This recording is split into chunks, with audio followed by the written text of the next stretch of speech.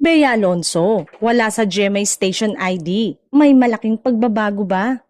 Hindi nakaligtas sa mata ng netizen ang kawalan ng aktres na si Bea Alonso sa pinakabagong GMA Station ID. Kilala bilang isa sa pinakabigating artista ng GMA Network. Simula nang lumipat siya mula ABS-CBN noong 2021. Marami ang nagtaka kung bakit hindi siya kasama sa naturang selebrasyon.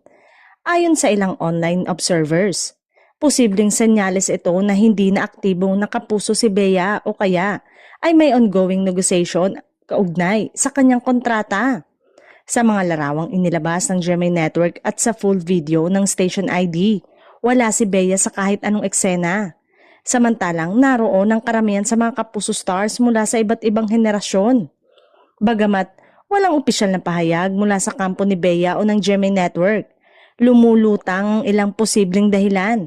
May mga haka-haka na baka hindi na papipirmahin muli ang kanyang kontrata sa network. May ilan namang nagsabing baka naghahanda na si Bea na lumipat muli o mag-focus sa ibang platform gaya ng pelikula o endorsement. Matatanda ang mainit na tinanggap ni Bea ng GMA noong 2021 at agad na bigyan ng malalaking proyekto tulad ng Startup PH, Love Before Sunrise, Widow's War. Ngunit nitong mga nakaraang buwan, tila naging low profile si Bea pagdating sa GMA shows.